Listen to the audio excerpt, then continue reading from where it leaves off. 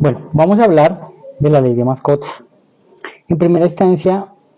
comenzamos con la ley 746 de 2002, que fue la que inició hablando de la tenencia responsable de mascotas. En ella se habla de las razas peligrosas en su artículo 108-F,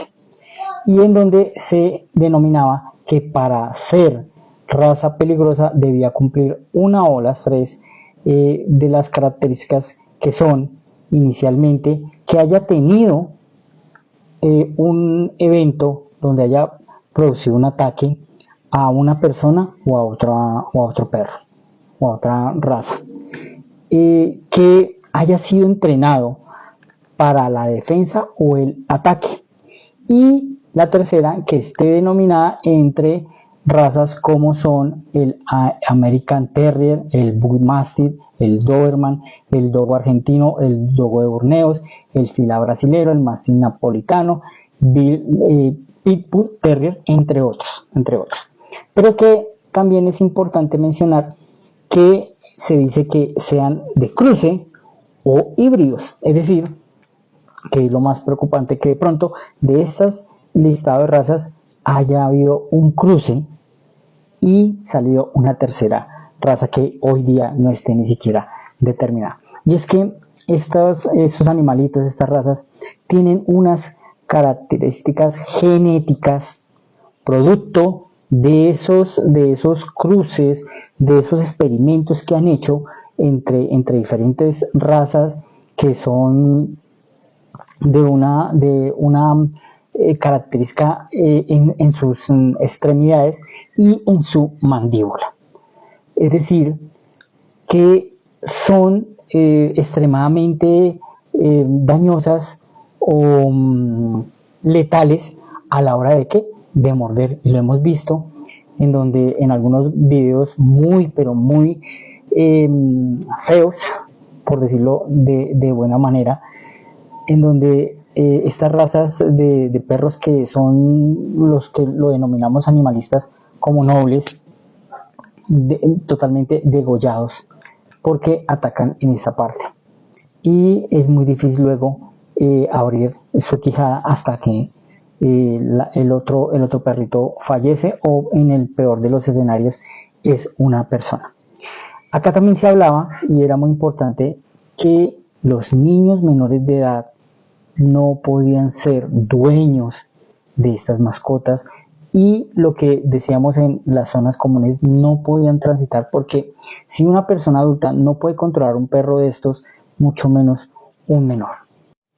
Bueno, y hablamos de la 1774 en el 2016, que ya empezó a hablar del animal como ser sintiente, y esto pues le dio un cambio trascendental en los manuales de convivencia, porque si bien es cierto, ya lo vamos a mencionar en la ley 2054 de 2020, que la parte más importante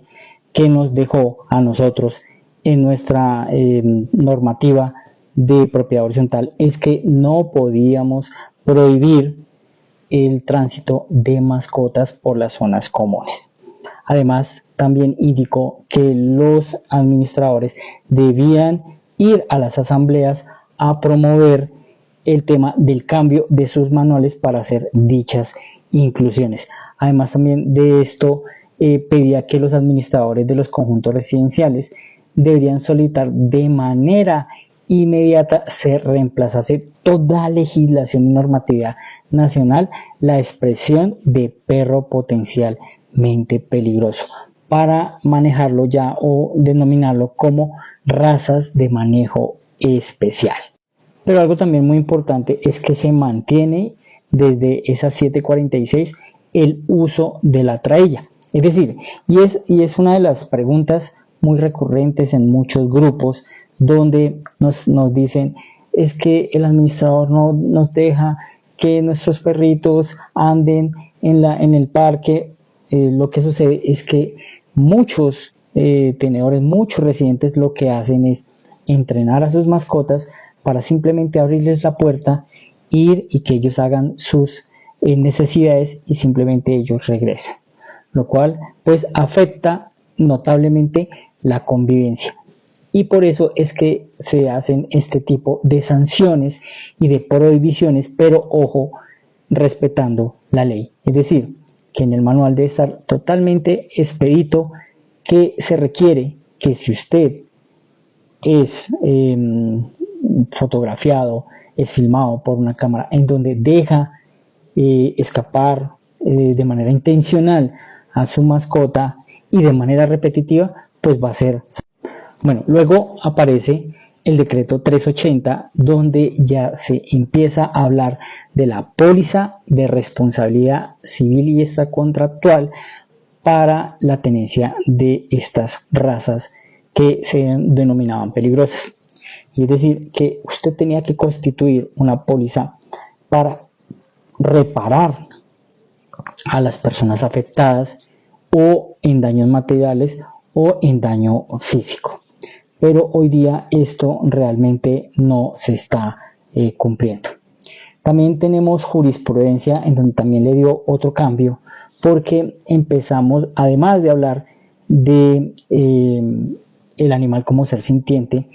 se menciona la familia multiespecie. De hecho, hemos tenido casos en donde en temas de divorcio, que es algo civil, las personas los jueces han ordenado el embargo de una mascota como si fuera un bien material, lo cual pues se declaró totalmente inconstitucional debido a esa ley del ser sintiente. También hemos tenido casos en donde pues personas en esos divorcios tienen que pedir ese régimen de visitas por sus mascotas, lo cual indica, y todo esto va enmarcado en declarar esa familia multiespecie. Entonces, si analizamos eso para la propiedad horizontal, pues es algo que vamos a tener que incluir en dichos manuales a la hora de implementar una multa, porque pues básicamente esa mascota tendría más o menos o similar trato a lo que sería, por ejemplo, como un hijo. Entonces el administrador tiene que cuidarse también de eso. Obviamente no se puede sentir restringido por esto, sino que simplemente tiene que en la elaboración, así como lo hacemos en el manual de tanto en el sistema de gestión de protección de datos sensibles como en su manual, de manera explícita y técnica inclusive hacer esa reglamentación surtida con la ley, por ejemplo la 1581, en este caso la 1801, para que simplemente con esta excusa pues no quieran cumplir las normas de sana convivencia. Y es que, como lo mencionaba, todo esto se ha dado ¿por qué? Porque algunos dueños de mascotas, papás de estas mascotas, las enfrentan a algo que se ha denominado la ansiedad por separación, en donde en ese episodio del día donde se van a trabajar, la mascota enfrenta ese abandono, ese maltrato psicológico debido a que no está preparado o que